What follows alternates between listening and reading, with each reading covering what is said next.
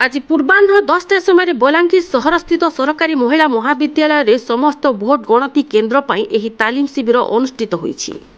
उभय लोकसभा विधानसभा भोट गणना निमंते अणु पर्यवेक्षक, काउंटिंग सुपरभाइजर एवं आसिस्टांट मानकु नै काउंटिंग दलगुड़ी गठन होईछि।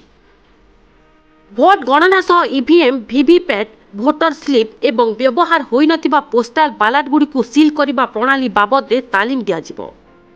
समस्त रिटर्निंग अधिकारी द्वारा काउंटिंग दलगुड़ी द्वितीय पर्यायर 2 दिन तालीम नेबे। एही तालीम रे 11 जन मास्टर ट्रेनर को द्वारा 11टी कक्ष रे जिल्लार विभिन्न पदाधिकारी द्वारा तालीम दिया जाउछि।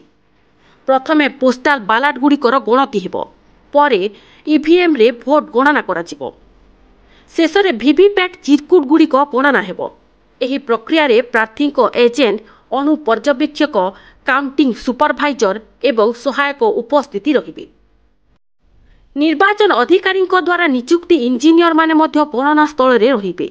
डेमो तथा सचेतनता ईवीएम, वीवीपैट द्वारा श्रृंखलित गणना पाई तालीम शिविर रे समस्त गणना केन्द्र पाई नियोजित अधिकारी माने उपस्थित थिले।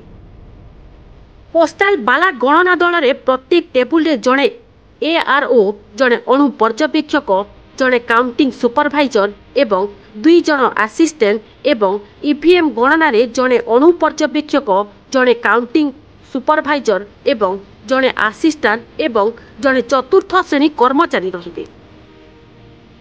समस्त गणना केन्द्र रे समुदाय 132 टी टेबुल रे एवं पोस्टाल बालाट पय 33 कोटी टेबुल रे भोट गणति हेबो।